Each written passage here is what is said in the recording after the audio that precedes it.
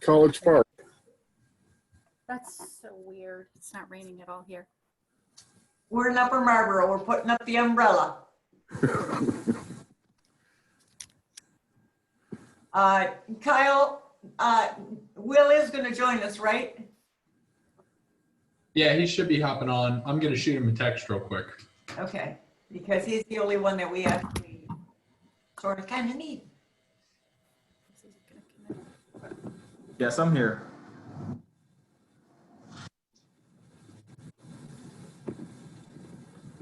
Wow. That's better. Oh, stop that.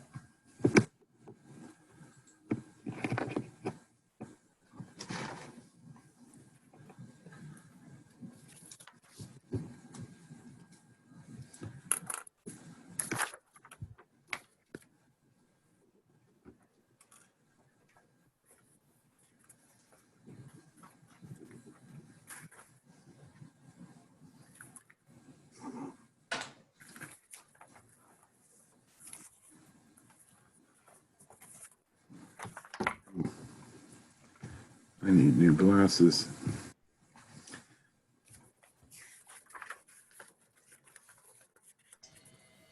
All right, I think we're all set, Mayor. We're all set? Okay. Then let's get this party started. Okay. Welcome all to the Board of Town Commissioners for Town of Upper Marlboro Work Session, August 25th, 2020. It is 7:03. And may I have a roll call, please? President Linda Penoyer, Present? Commissioner-elect Janice Duckett. Present. Commissioner Sarah Franklin Present. and Dave Williams, Town Clerk, all present. Okay, let's stand for the Pledge of Allegiance. I pledge allegiance Pledge allegiance to the flag of the United States of America and to the republic for which it stands, one nation, under God, with liberty and justice for all. Liberty and justice for all.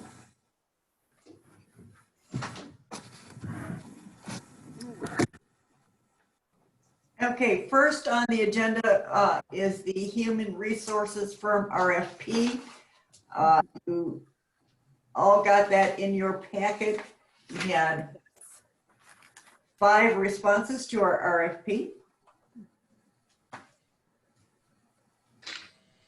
And I'm going to open this up for questions for discussion. Any questions?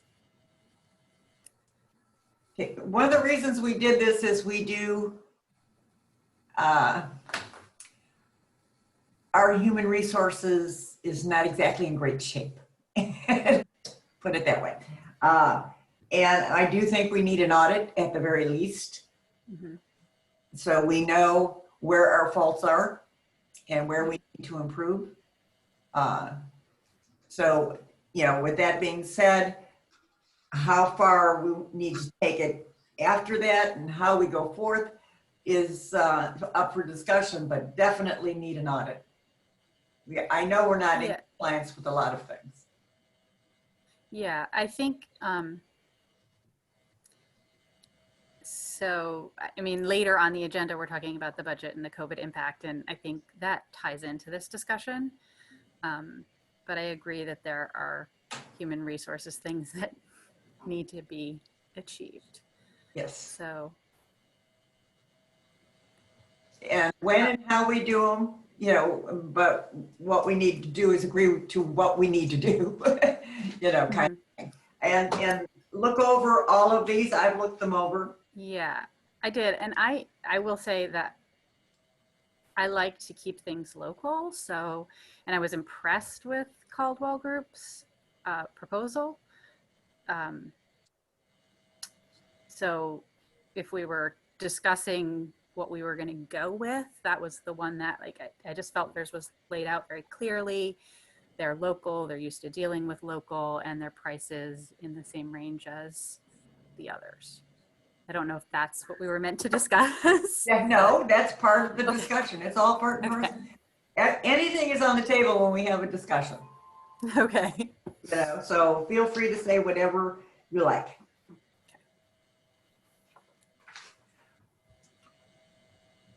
Did we ever find out where Marwin Glen is? I got an email back, so it sounds like that is the name of the company, so it's an individual. So it's not a registered company in Maryland to provide services. And that was like that. It only had like 3 paragraphs, or did I misunderstand? Yeah, that was the, it was like a page. Yeah. With like a picture on one side and then 2 paragraphs on the Yep. other. Okay. Yeah. Yep, that's correct. Yeah, it's just a couple pages. Well, actually, it's a couple pages, but Oh, I guess it's a couple See, pages actually, after that. it's more like it is. Okay. 6 I pages. think I thought that was a separate one, but it really isn't. It's the same thing. Okay. and one of the things that I know the mayor and I discussed was possibly onboarding someone, but having a start date later in the year after we get our basis with COVID and the courthouse reopens and the parking money's flowing. Because right now the courthouse is still on track to open on Monday for partial reopening. That would be And we could just play it by then. Or if the board just gives me, hey, we're going to put this off till the decision till January, I can just let them know that it's on pause. And they should understand, just due to the pandemic, when this was released, it was June. And we Right. weren't sure how long it was going to last. So those are all things up to the table. We can pause it, or I could re-advertise it if you don't see any proposals in here anyone likes. Or if we want it, we don't have, so the 18,000 was also an estimated to get people going, but we can, what is the key to the auto data? Oh, I can pull that up. Give me one sec.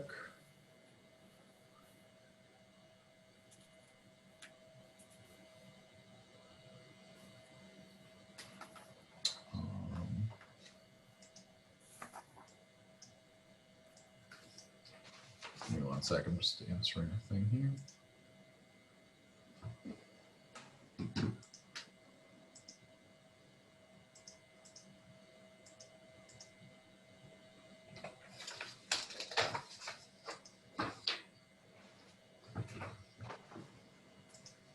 I just sent the audio number out.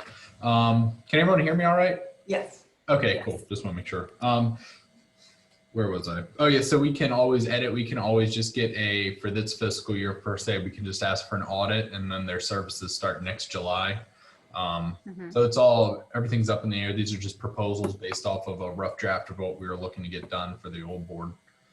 So if anything the board wants to see, I can take it back and we can put it on hold, or we can restructure the RFP for something we want more or cost less. So we could talk about, okay, we like one or the other, and we just want to bring them on board to do an audit in February, and then further, or just we'd like you to do it and just not start until the next fiscal year. Absolutely, Any yeah, of do those it. things. We got $2,000 to an audit and kind of set us in the right path. And then moving Yeah. forward, it's just an hourly rate like we pay our town attorney or something like that. Yeah, that's more what I kind of envisioned is, because I think once we are put on the right path, we could probably handle that in-house. Right. And I think- it's getting us there. The other thing in my discussion with Will was it might be possible in the interim, this period we're in now, to try and get some more things done that aren't existing. We know to kind need of- to be done. Right. We don't need anybody to tell us. We know certain things need to be done. Exactly. And I don't know this, and this was a question that I've had, is how much I as an elected official can do to assist town staff in achieving certain things. Like, Is that something that I can help Will with or not because it's dealing with personnel files, that type of thing. So I don't know if we need to talk about this here or we can talk about this other places. We can discuss that later because there's another job title that's available that would assist you in that pursuit. Okay. Let's put it that way. Okay. So I'm just exhibiting or telling you, like, I've had very small amount of human resources experience. I've had a little bit more accounting experience. So like I can help with some of this stuff. Okay. And trust me, we will call on you. Okay. Janice, do you have any questions?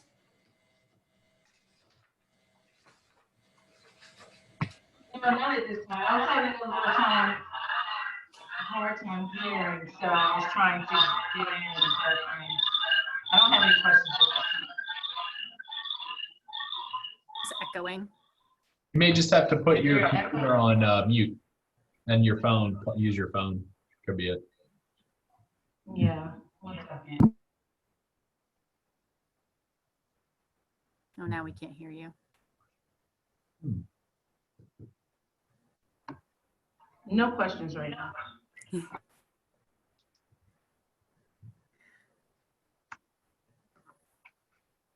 Did you like this Caldwell proposal or was there a different proposal you liked, Linda?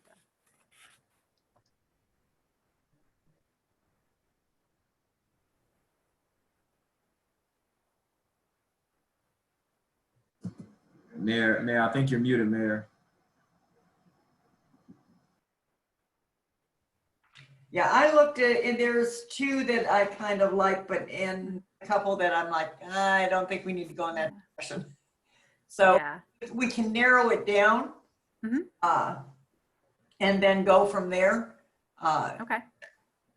That makes sense. I'm 5. I was impressed we got 5 on the RFP. A lot of times we don't get many people answering the RFPs. Mhm. So I was very glad to see that. So again, we can look at it, take a look at it and read it over. Maybe send an email and say which ones you think are viable. Okay.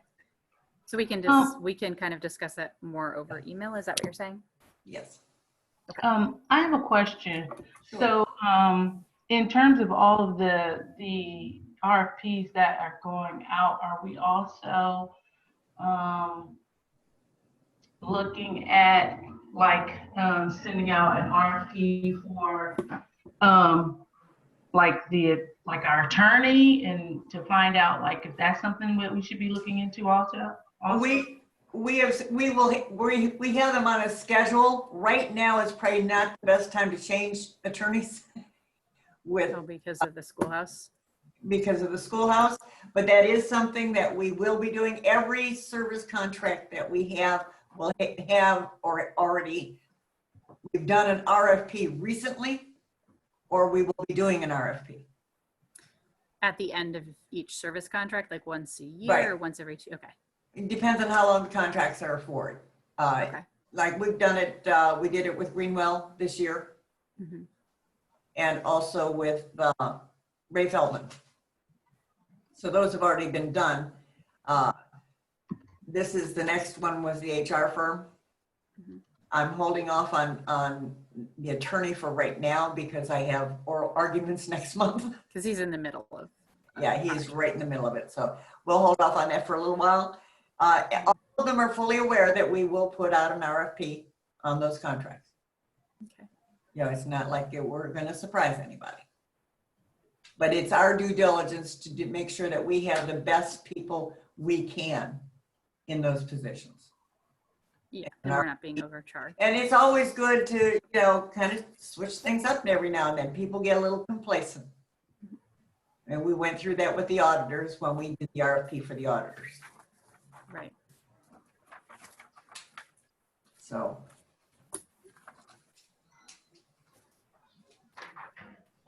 Okay, any other questions? If not, we will move on to the FY 2021 budget. And COVID-19 impact. And that I'm going to bring Will in for. Yes, I'm here. Do you want me to just speak on some things, or you? Yes, I do. Okay. Because we discussed some of this already. Right. So I was,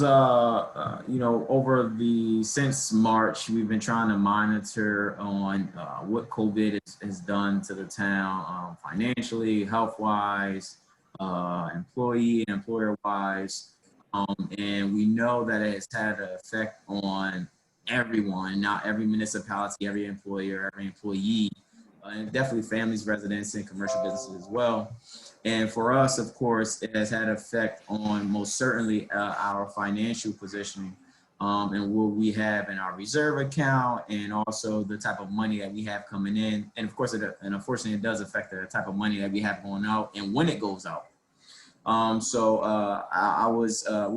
thought about coming up with, just as the board has, some new elected officials on the board, I wanted to give them an idea of where we stand. And I know the community likes to hear about where we stand as well, financially and going through the type of crisis that we're all dealing with. But, on an average basis, in the memorandum, it speaks about some of the issues and concerns that we're having.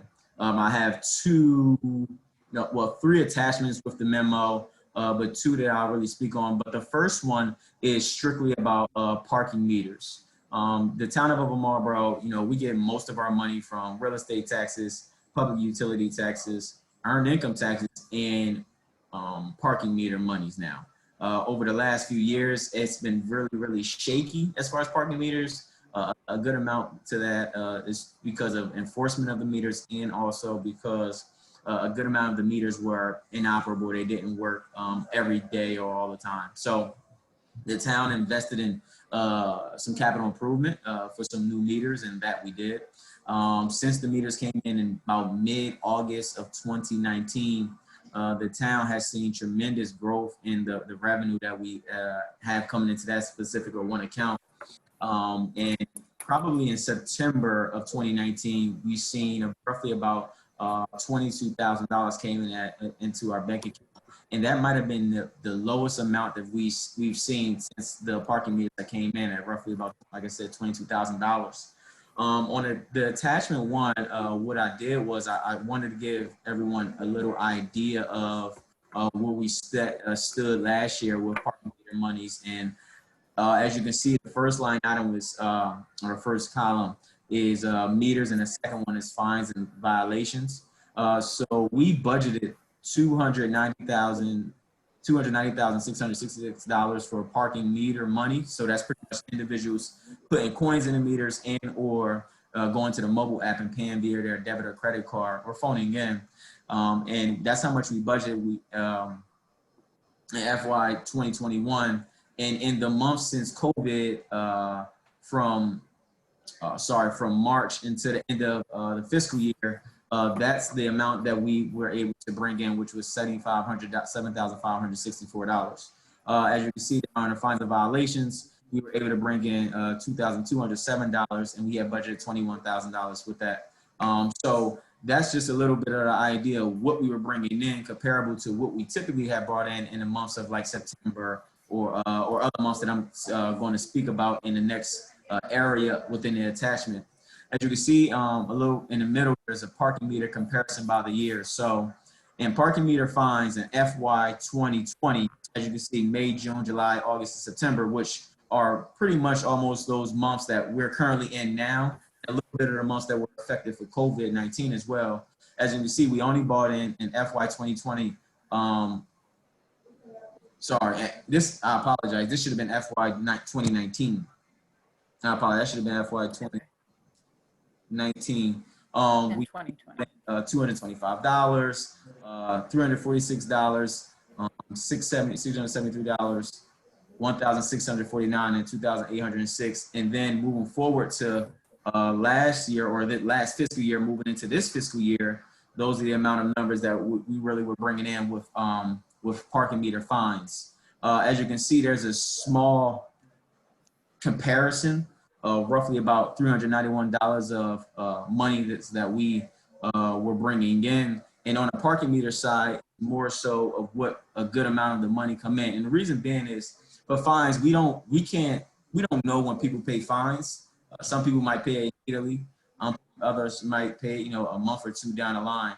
So we can't really gauge at times on when individuals might want to go ahead and pay for the parking meter fines. But on the parking meter side, we were in the month of May. We didn't bring anything in. We actually were in the negative, and that's quite frankly because the parking meter company, what they do is on a monthly basis, they pretty much withdraw money from our bank account for anything that they had to do on our behalf. So if it's sending out letters, if it's transaction things that they have to do behind the scenes, like when, how do you say it, with the mobile parking gas and things like that, some other administration things that they do behind the scenes that they charge us for on a monthly basis. And that's why the month of May was pretty much in a negative when we looked at all of the calculations and going back to reconcile everything. Same thing, well, in June, we did bring in a little bit more money. And in July and August, as you see, we started to pick up a little bit as things started to get moving and the county started to open up, I guess, the offices a little bit more. Still, we were in a negative comparison to what happened in FY19. As you can see, in September, as I mentioned, it was a little bit 22,000. I stand corrected on my documentation. It says $21,807. So that was pretty much one of our lowest months in FY 2020 for parking meters, which was really the first full month of that the parking meters was running and operational.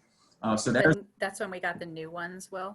Yes, we got the new ones about mid-August of 2019. And then September was our first full month. I don't even think we had a code enforcer in September. I think, and Kyle, you might be able to correct me, I think we got a code enforcer maybe in late October, November, maybe? Yeah, it was October, November when Vicky transitioned over. And so we also got new parking meters, but we also added 72 parking meters to our fleet on Governor and Bowie Drive. So that's what also helped drive up the number. Was both new meters, the higher price, and then 72 new parking meters. Right. At that last area on this attachment, it says parking meter trends. So what I did was I just looked at, I brought up all of the numbers that we were seeing for those ending months of the year 2019, and of course the beginning months of the year 2020. As you can see, December was 23,000, and that's a good amount because you have a lot of holidays, and a lot of people might not be going to the courts at that time, or they might not be scheduling any type of hearings. January was 31,000, February was 34,000, and March we were at 21,000. However, March was when COVID pretty much turned everything downward, and we kind of shut everything down. So that's why that month was doing great, and then it had kind of halted. As you can see, that big drop or that big difference between March and April, 21,000 came in, even though we stopped cut the parking meters off in March. In April, we only bought in $2,100. So there's a big gap. So that kind of gives you an idea of how important the parking meters, how important we really leaned on the parking meters every month to say, okay, if we ever need to do anything, that we can always dive into that bank account to kind of supplement some of the areas where we might be lacking. On the second attachment, I'll speak a little bit more on some other areas that were so far has been a little bit tight, or there hasn't been any money coming in. This Town of Upper Marlboro gets earned income taxes 10 months out of the year. Typically the months of, I think it's April and maybe December, we typically don't receive any monies. Now, as you can see on my report, I have here that in August, we didn't receive any money last fiscal year. And as of today, we have not received any earned income taxes for the month of August this year either. But you can see in the month of July, we were roughly about $5,000 to $5,000 less than what we received in the last fiscal year. That's an area that I had anticipated, or we had anticipated, that would be slighted this fiscal year, at least in the early months. However, we do know that a lot of people are, I don't know what else to say, a lot of people are starting to get rehired now So we might not see a drastic change in the earned income taxes that we get paid out from the state, but that's still an area of concern just because we don't know. And again, as of now, nothing came in for earned income taxes, and you see what we brought in last year in the month of September, 2,600, not a whole lot. So I hope something big comes in September, but I just don't know. I can't put a gauge on it. And those departments that deposit the money also were not able to really give us any updates on what they anticipate to deposit into the bank accounts across all of the municipalities.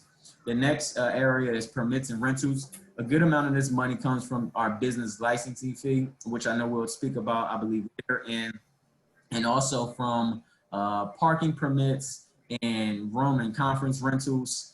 As you can see, what we got in FY 2020, just from those months between May and September, we got a little bit over $9,000. And so far in the months of May to September currently now, we received zero. So we're obviously in the red on that area. I do believe that we may be able to get some money from the business licensing fee, but as far as other permits, whether it's parking permits and or room rentals, I doubt we get any monies for those types of things, simply because a lot of, like we're doing, a lot of people are doing virtual now. So it might not be a need for people to rent the room out anymore. And personal property taxes, that is all on myself billing the businesses. However, I can only bill a business for their personal property tax once State Department of Assessments and Taxations issues me the assessments for each business. I actually talked to one of the department heads for SDAT today, and because I'm trying to get, because of our financial position, I'm trying to get an early report on public utility taxes, which that brings in roughly somewhere upwards of $300,000 for the town. But her response was that they didn't have any assessments as of yet. They're trickling in, and the reason being because the state has extended the deadline for businesses to, I guess, to get their inspection or to send their not to send their assessments to, I guess, send their documentation into State Department of Assessments and Taxations. They told me that they had extended for 60 days, so for 2 months. So things are just slowly trickling in. So they weren't able to provide me with any update or any new reports for personal property taxes and or public utility taxes. As I did the numbers, I mentioned that, you know, parking meters, we on average for those months that I showed you on that first attachment, we brought in a little bit over $27,000. However, in my memo here, I was generous. I said $26,000 plus, but on average, when I did the numbers, it was upwards of $27,000. If I do the math of that, and with an including in that is just parking meters and some fines and violations, I didn't really touch on any of the earned income taxes, any permits or rentals and or personal property taxes. I didn't include any of those types of things in my number, but if we just look at the loss of revenue from March to present right now, we're upwards of $126,000. For the fiscal year that we were in, FY 2021, the town budgeted, I believe, $110,000 for the reserve fund. Pretty much that was going to be used for capital improvement projects that we wanted to try to do. But we did have a thought that if necessary, that some monies may have to be pulled to suffice to keep up with government services, whether it's paying employees and or making sure that the trash, of course, gets picked up in the community to keep up with the health and well-being of the town. So again, I estimate that it's upwards of $126,000. That does not include any other lost revenue from like permits and rentals and or personal property taxes. And I also included some recommendations that can immediate recommendations that we can do, and also mid to short-term goals. Sorry, mid to long-term goals. I'll be happy to discuss those, but that's what I wanted to speak about, present today. And of course, I am open for some questions or clarity if I need to kind of speak on it anymore.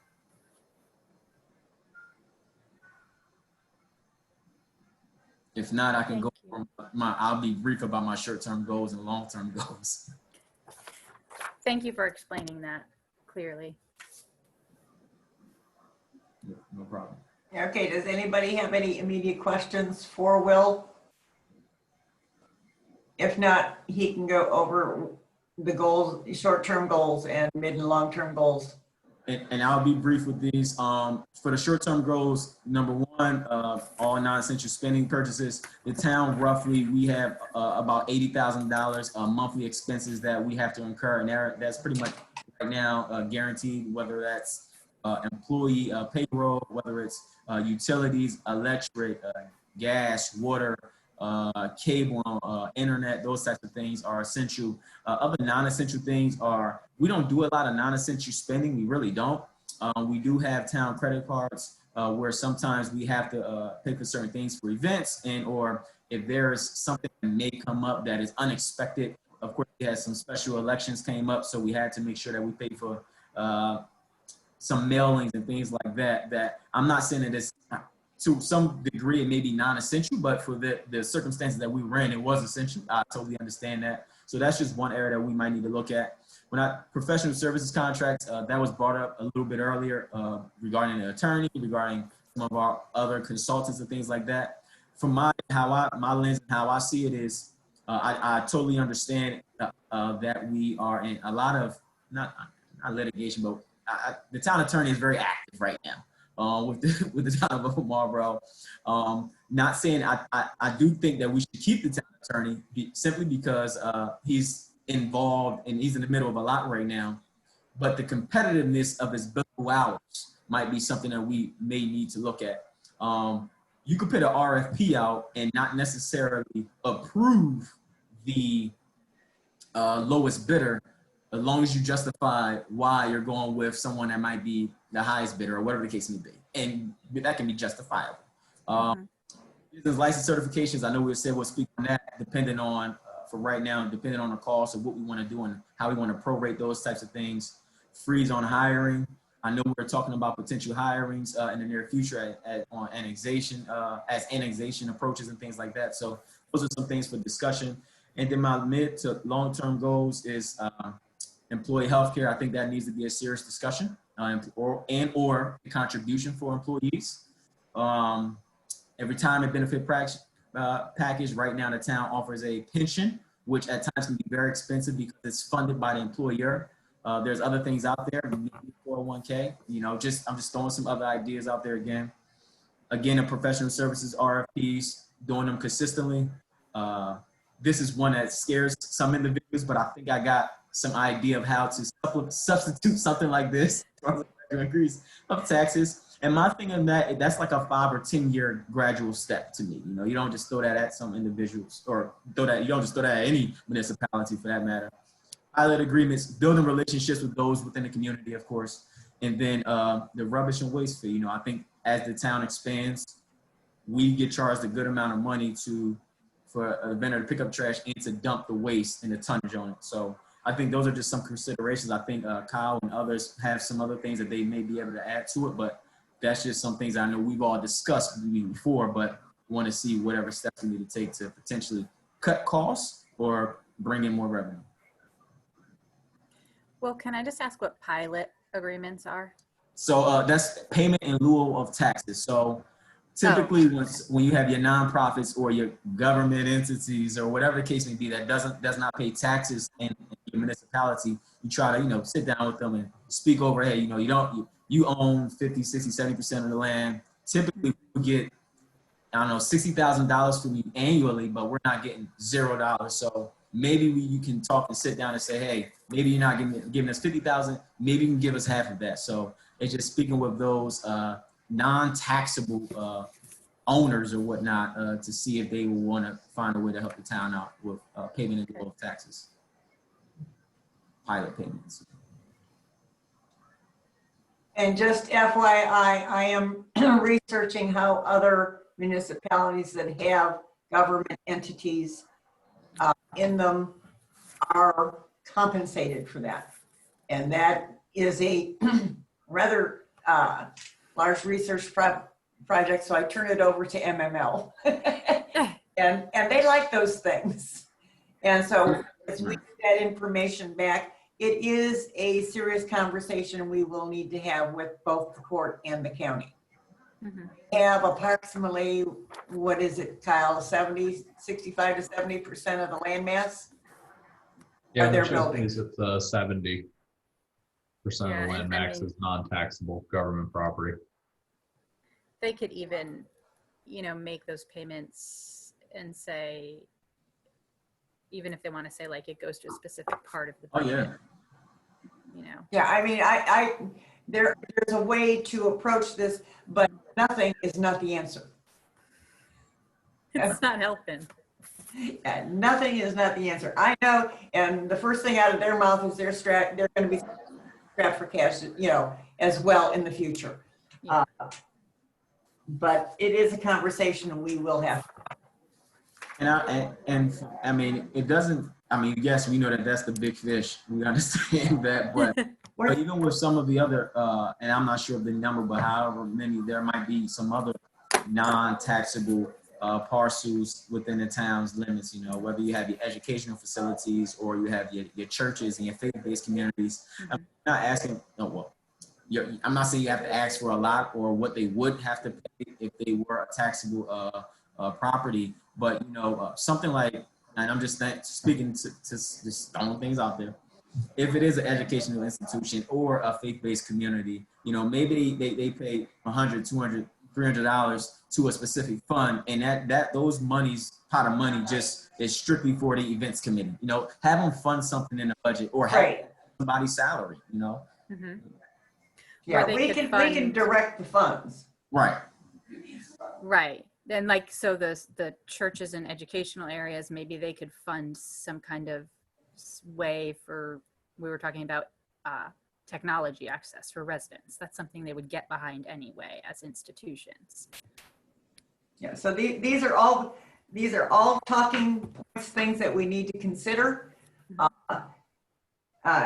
Like I told Will earlier, the gradual increase in taxes will be my last resort, only because I do not feel that we would be safe in trying to do that.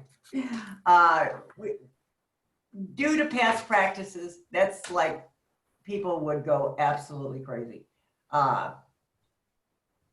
We had a $4 million reserve fund, and now we don't. And whatever reason it happened, it's not there. Bottom line, we don't have that kind of money. So that is a bone of contention with residents, and has been for quite some time. So like I said, that's kind of like the last thing we're going to do. If we can avoid it, I would like to. I know we will eventually have to do that, and I will leave that to someone who comes after me. Yeah, I mean, I don't think anyone likes the idea of raising taxes, but we do have such an incredibly low. Right, tax and rate. when this comes out in open meeting, Yeah. and we'll discuss it in open meeting, Yeah. we know we will probably be going into the reserve, Mm-hmm. which again, I'm gonna hear all kinds of stuff on, which I anticipate, which is fine, but that's what the reserve is for. Yes. This is exactly what the reserve is for. Yeah. A once in 100-year event.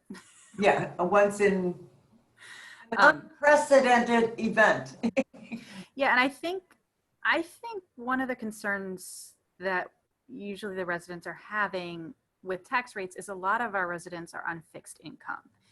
And I think there's a solution, there's got to be a solution to help with that while still increasing our tax rate. Because when we have turnover and people are moving into the town at the low tax rate, then they're going to feel like, wow, my taxes, everyone starts to feel like my taxes are going up. And I don't think we should do a huge tax increase. But I think if we talk about a tax increase, we also need to talk about how to protect the residents who are on fixed incomes, because that's where I think a lot of that concern comes from. For me, when it comes to people that are on fixed incomes and especially people over a certain age, like say 70, 75, be paying taxes. Most of those people in this town especially have lived here all their lives. Mm-hmm. They've paid enough. Yeah. I mean, and that's one way to look at it. I mean, I look at, Mrs. Ford, and several other people that are in their 90s. She's lived here all her life. I think she's probably more than paid her dues. So, well, I think that's something we'll have to address. It's something you as need come to back. consider. Yeah. It's going forward because the people, Us younger people with incomes that increase as we age can handle it more easily, is what I'm I'm saying. going to let you say that one.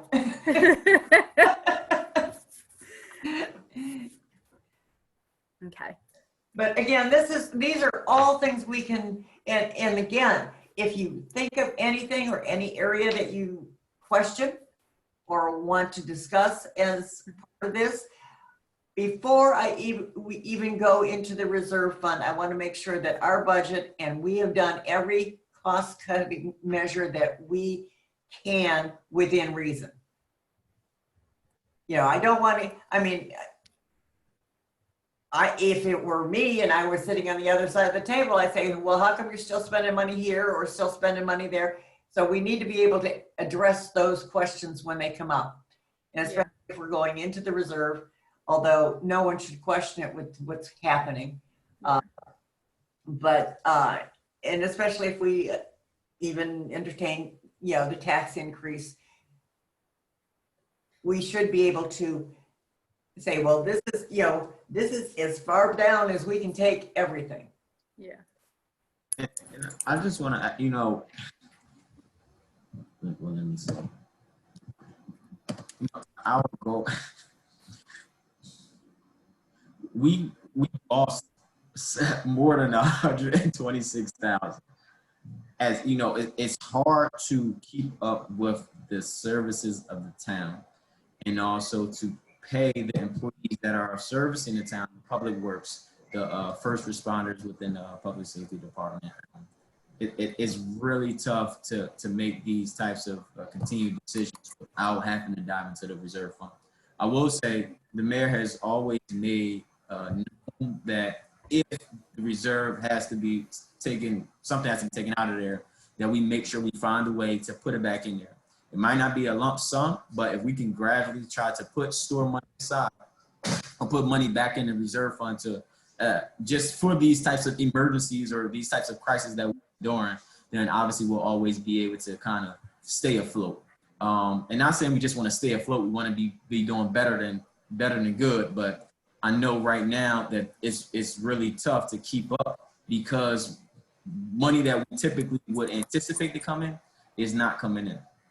And again, we're carrying a backlog from March and or April, wherever you want to start the backlog from. We're carrying this for 3 or 4 different months into a new fiscal year. So as that is kind of, that dark cloud is over, it's, the baggage is just accruing month after month and or after the fiscal year has ended. Yeah. And unfortunately, the end is not exactly known. Yeah. We don't know how long this will continue. Yep. Every night it will be sooner rather than later. Yeah. Don't we all? And I think for the most part, most people will understand it. Our town is very blessed. We don't have as many people in the unemployment line as many of these towns do. Mm-hmm. Most of our people were people who could work from home. And we were very blessed in that aspect. But it doesn't make it any easier when our revenue streams start to dry up. Right. And the parking meters are pretty much, they dried up on us. And it will be a gradual return even when the house comes in. So it will be gradual, it will return. I am confident of it. It's just going to take time. And unfortunately, my crystal ball doesn't give me that information. Right. May I interject something? just want to say that the database I'm working with the, when people pay their tickets and pay their flags, so far this month in August, we're back in action as far as I can see. There's about $2,500 for the month of August coming in from the tickets. I know that it might get dispersed and you have the charges that you had mentioned, Will, but I just wanted to be a little optimistic here. Yeah, and it will come back. It will come back. It'll be better next month and the month after. I think it's patience. It's hard when you're looking at how are we going to pay for this? What are we going to do with this? And we just have to take it on an what is and prioritize what we need to do. Now we have the playground, the trees and the asphalt portion of the playground, which we would maybe do now, we can put off until spring. That would shift about $40,000 we'd pay out later versus now. Yeah, and Yeah, as Kyle pointed out, the kids can't really play on it right now anyway. Yeah. But you know, we can shift that over till the spring. Mhm. We will be in a better position by then. Mhm. So it gives us a lot of things to think about. Okay. So any questions for Will? I know that's a lot to ponder at the moment. No, but I think Will broke Yeah. it down really well, as he always does. So thank Yes, you. he does.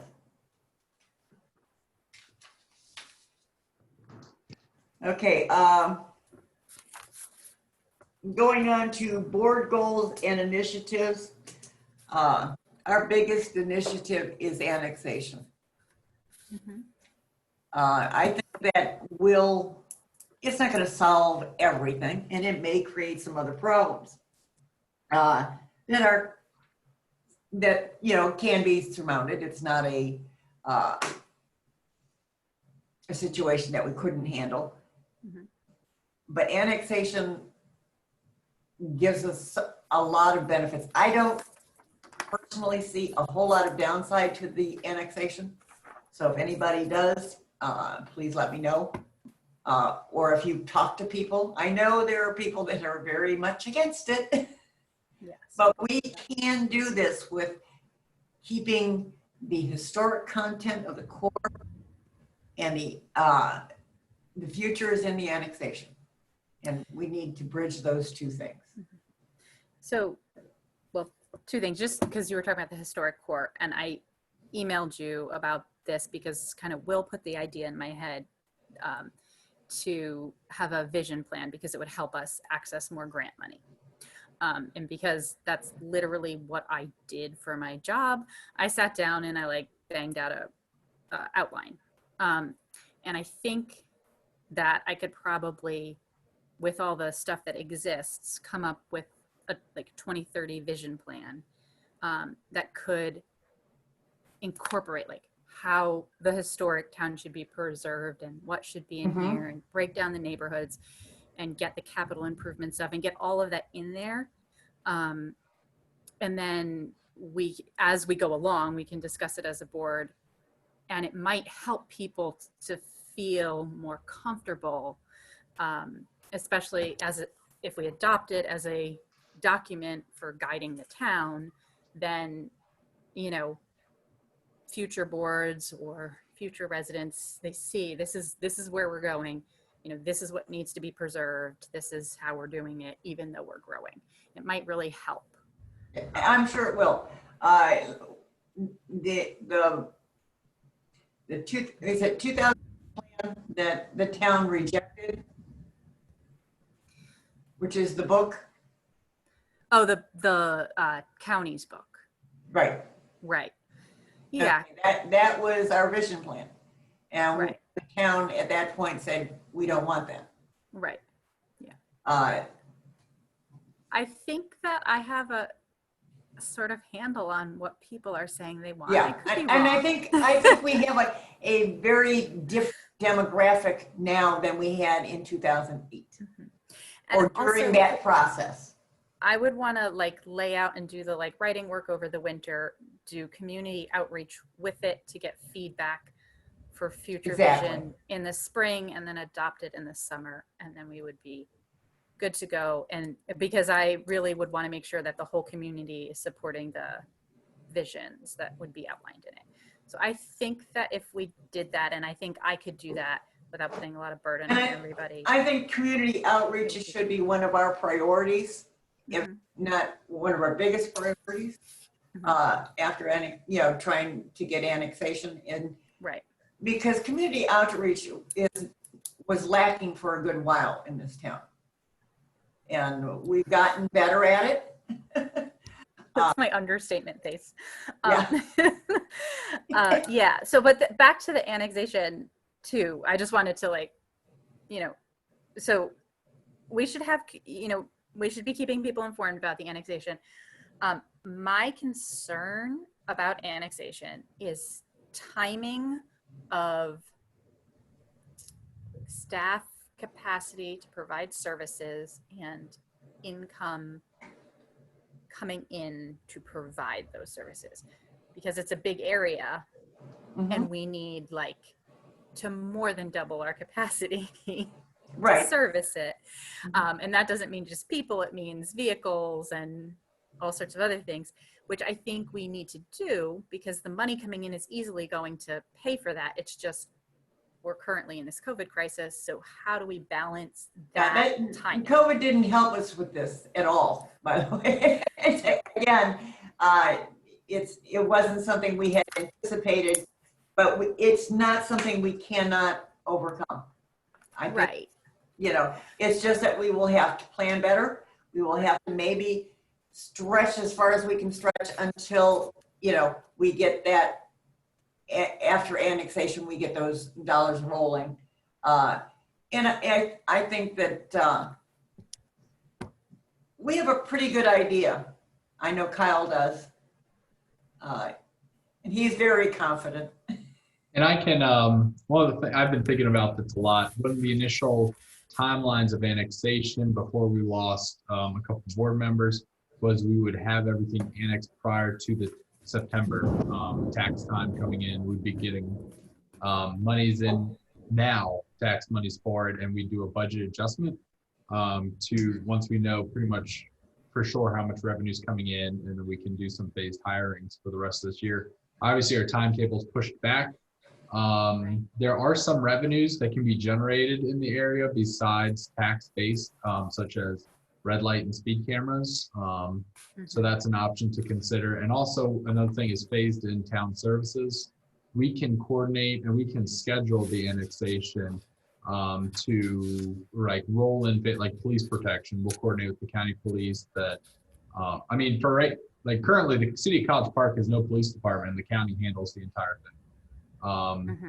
For instance, and the same with Eco Harbor. So we can scale when we want to provide those services or when we want to expand services to fully take over from counties.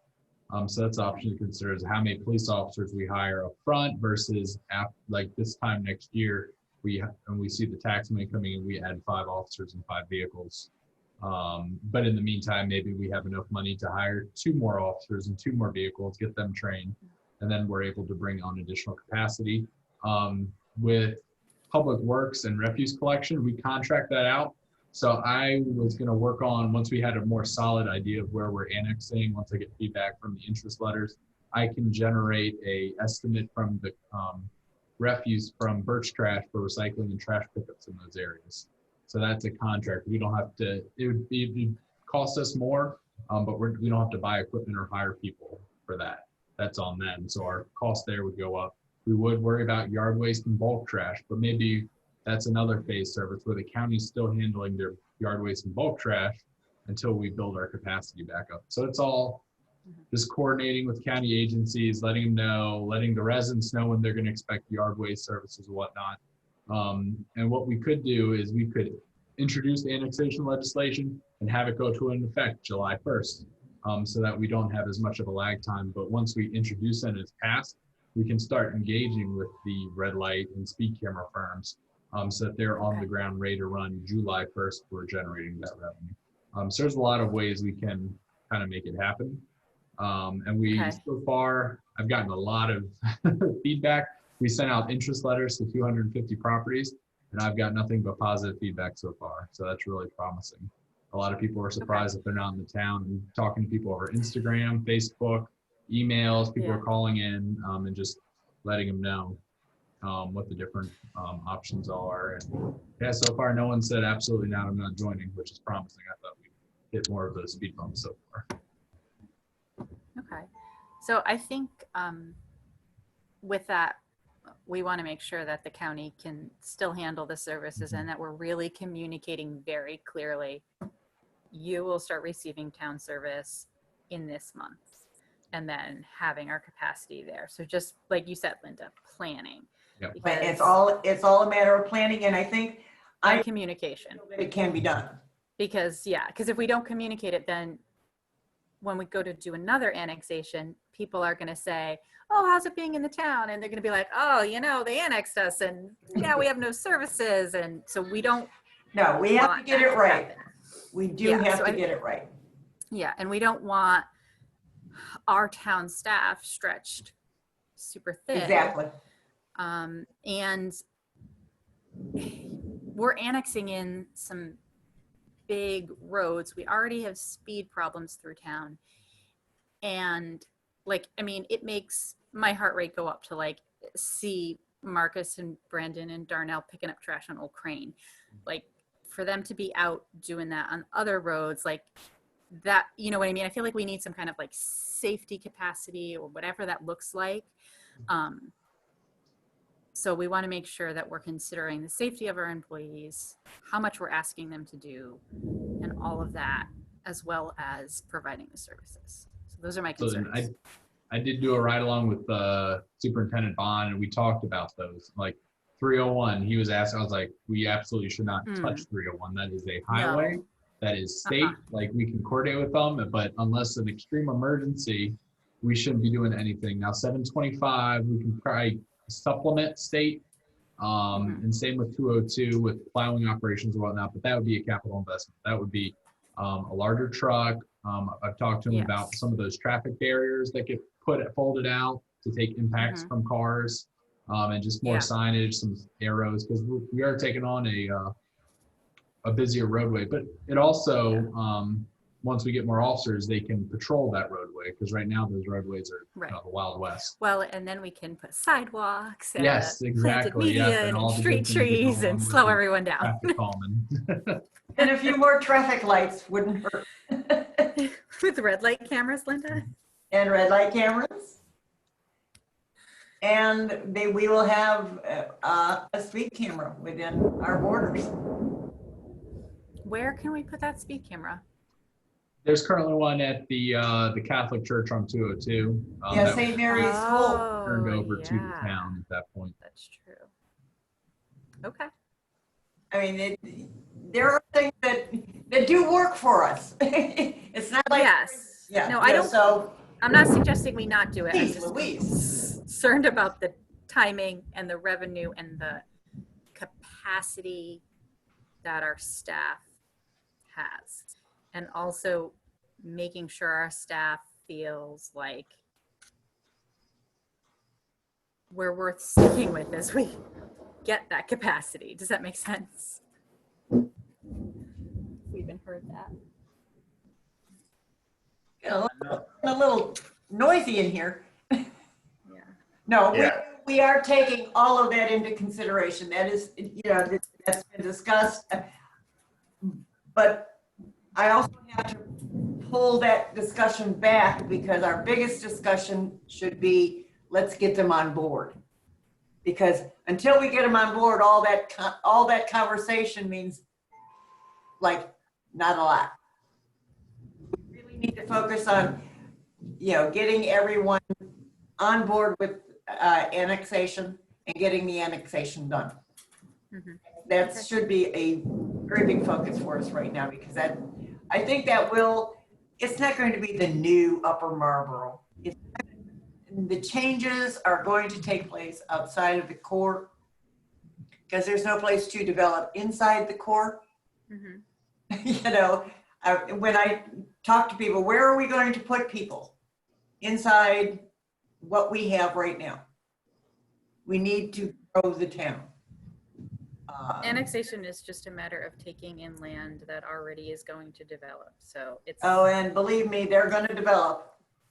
We have 3 projects right there at 301 and 725 already in the Right, works. well, it sounds like Kyle has a good sense of timing and all of Yes. that. So. We're still going to be collecting signature. Right now, we just sent out interest letters. We're going to be rolling out some signature blocks. We still have not gotten the list of registered voters in that new area from the Board of Elections and Supervisors for the county, because we had 2 special elections that kind of took their attention. So we still have time. It's something that we're ready to turn around the next month or so. I don't anticipate annexation resolutions or any legislation being introduced until probably March 2021. Because once we get all the annexation consent forms signed, which will probably take another 2 months, we then have to put out, and in that process, an RFP for the surveying crew to go out and survey the new town boundaries. Okay. And once they have that, it goes to the town attorney to prepare the legislation, and then it gets passed. And then we have to wait another 60 days until it's actually in the town limits. So it's already It's a we're long looking process. at spring 2020. Okay. Yeah. Yeah. Unfortunately, not quite as easy as phase 1 was. Yes. No, and that's fine. And don't think I anything mean, will just be that trying to easy. make sure we're not annexing like not that we get much snow, but we don't want to annex in the middle of winter if we don't have the capacity to plow. Exactly. We don't have the plows. And most of the So, roadways we're then annexing, we're 60 only taking in days. about a half mile of residential roadways that we would request from the county to get turned over to the town for maintenance. Most of the roadways are public road 202, 725, going out to 301, and then 725 out going from John Rogers to Richie Marlboro. Yeah, Those I are have all that map. county and state roadways that we only are supposed to augment. We're not the main primary responsibility for plowing. Okay. So that's And the we good could thing always about the ask for those later if we want Yeah. to Mhm. do Yeah, so. calming.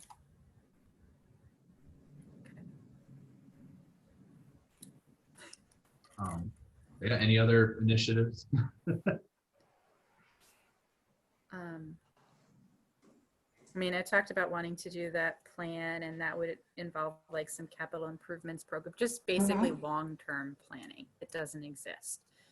So- Right. It has not existed in this town that I can remember. Their long-term planning is next year. Yeah. That Well, doesn't. the residents hired a town planner when they elected me, so I would like to get the long-term planning set. I wholeheartedly agree that we need to be more strategic in what we do. There's no question about that. And I'm sure they will be very welcoming of that effort on your part as well. They've wanted it because someone once told me that the town of Upper Marlboro exists in spite of itself. Yeah, for real. And I think they were pretty, I won't say spot on, but very close. Yeah. The Uh, other, sorry, like little Yeah. initiative, we had talked about trying to do something with the schools, just like through like getting volunteers and coordinating them with parents, and maybe using our Zoom platform to do that. I was going to try to like just put out on social media to see if I can generate interest in that. And if I can do that, then maybe go forward with that. Just because it shouldn't cost us any money. Does it? The Zoom is like one price, no matter how many meetings we have. Is that right? I think it goes by how many people are going to join at a time. So right now, I think Okay. we can get up to 100 people at a time. Yeah, it wouldn't be. Yeah, so it sounds like you're not going to need that. Yeah, we're not looking at 100 people. No, I'm thinking about like one resident contacting one student to help them with their science or Oh yeah, we have the capacity for that. Unless you want to record. As long as you don't want to record and you don't need a huge audience, we're in the right price range. yeah. I mean, it may be something that like we need. And there are a number of other platforms besides Zoom that are Yeah. that type of thing where you could have that. Yeah, that's true. I mean, just there- want to make sure that before I start putting that out on social media, trying to get people together, that everyone's cool with me doing that. No, that's. I told you before. I'm glad I raised Yeah. mine. I wouldn't want to be the homework mom today. Well, I'm Now just you're not thinking- only the homework mom, you're the teacher and everything else. and you're trying to work too. So Yeah. if there's something we can do, we should try to do it. Okay. If I may, Mhm. I want to chime in on that. That sounds like a good idea. But you also need to keep in mind partnering children with somebody they may not know or their parents may not know could be Right. a legal issue if someone was to be abused or some Right. inappropriate content is being displayed. So you got to Mhm. be very careful with that type of stuff, Mhm. especially if we're doing it as a town Activity. Sponsored Activity. function. right. Even if it's Yeah. on Zoom, because Zoom, I mean, Kyle does a pretty good job, but just, some predator has a child go to a different site based on being Yeah. on our site, we could run into some issues there. I'm not against Okay. it, just saying you need to think that through before we just Yeah. people to sign up and you don't know who's signing up. Are we vetting people, making sure that they're actually town residents or the children? Yeah. And we might want to just have them do background checks too. I know that's what the school does. Now that goes That's- in a whole different direction. Yeah, that's Oh, okay. my comment. That's not as, it doesn't happen as quickly and it is costly. Yeah. I know the school makes volunteers do their own background checks. Yes. So there may be people who have background checks from the school or are doing them anyway. Just, yeah, I'll try and think about all that. A very good thing to think about as we go forward. And thank you, Chief, for bringing that up because that was Yeah, thank you. probably because I'm not a predator. I wasn't thinking along those lines myself. Yes, Chief, I want to I say was just thank trying to cut down the liability. Right. Yeah. I appreciate you bringing that up because that I agree with the mayor. It wasn't even top of mind, but No, it wasn't even on the definitely- bottom. yes, you sparked a red flag there. I'm like, oh my gosh. So we definitely need Yeah. to do a little bit more research before we jump into something like that, I think. Yeah. Try and think about. It's the world we live in. Yeah, maybe we can just try to reach out to the local parents and have like a Zoom meeting on like a Saturday when they could more easily come and just see what they might think we could do to help them. That would be a good idea. Just have a forum and have them come forward and say, this is how I need help, Right. Then at least it gives them a chance to, give us some feedback and feel like we're listening to them. And maybe there's something we can actually do coming out of that to help support them. So you're thinking tutoring sessions maybe there? Is that what you're saying? I was thinking initially just like put out, okay, there's a Zoom meeting on Saturday at 10 o'clock from the town for parents who are working from home or essential workers or whatever to talk to the town about their concerns and if they have some ways that the town might be able to support them. And see what comes out of that, because they may say,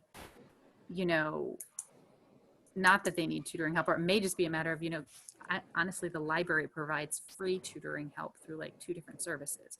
It may just be us kind of connecting them to those services. Yeah. And that may be all we need to do.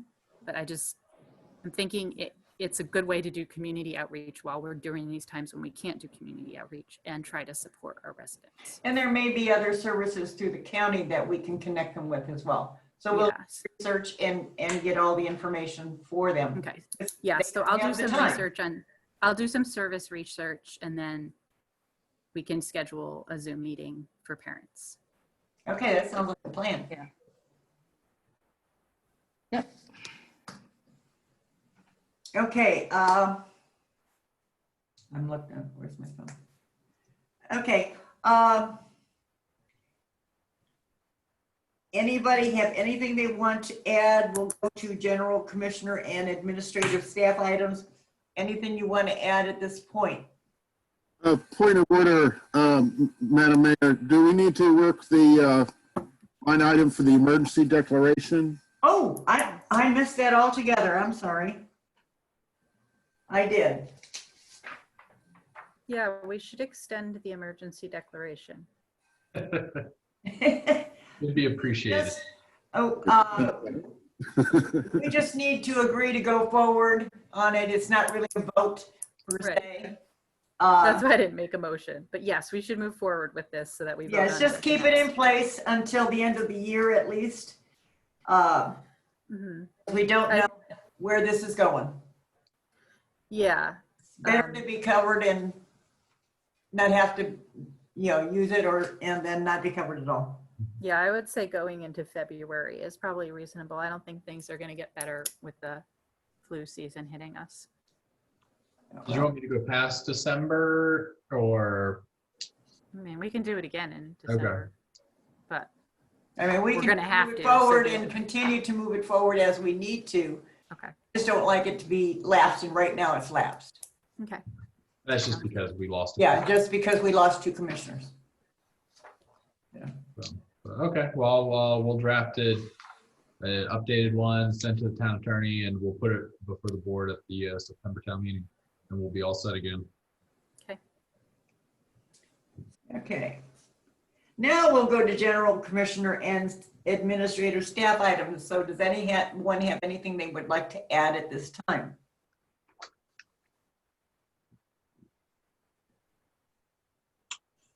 Okay. David, I'm going to close this meeting. Do I adjourn this after I close? Do I adjourn the open meeting? You can agree during your closed session. The only vote you'll do, I guess, would be to agree to adjourn your closed session and do the reporting at the next available open meeting, Okay, the September town meeting. And that suffices for closing the meeting, my understanding. okay, Before you go into closed session, you'll be telling all the audience here that you will be yes, exactly. Who's going to be in this meeting? It's a good idea to note who will be in the meeting, and that this is the time that people not in the meeting can go home.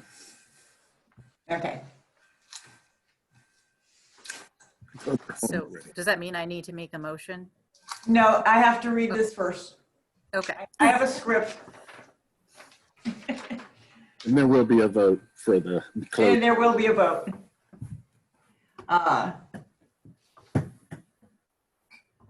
Okay, we are about to close this meeting to the public in accordance with the procedures found in General Provisions Article 3-305B of the Maryland Code. Topics and purpose of this closed meeting are to conduct general government operations, overview, to discuss and preserve confidentiality of information concerning personnel structure. The specific salutary authority to close this session is found in General Provisions Article Section 3-104 and Section 3-105, subsection B, paragraph 1. Okay, is there a motion to close the meeting for the reasons and the legal bias to close for closure as stated previously? So I motion that we close the meeting for the reasons and legal basis for closure as previously stated. And I will second. Is that all right, David? Did I do it right, David? Oh, you're muted. Correct, but you do have to state, now that you seconded, do state that it's been moved and seconded, Right. and then It's, ask if there's any further discussion, and then you'll take a vote. right. It has been moved and seconded that the commission will go into closed session to discuss a confidential and personal matter. Is there any further discussion? Seeing none, we will take the vote. All in favor, signify by saying yay, and those opposed, nay. Yay. Yay. Okay. The ayes have it, and the motion to close the meeting has passed. Ladies and gentlemen, except for elected officials, you are excused, and thank you for attending. But at this time, you are asked to exit the meeting so the closed session may be conducted. See you in Good, 3 right, minutes. David? It's pouring outside. Oh, All right.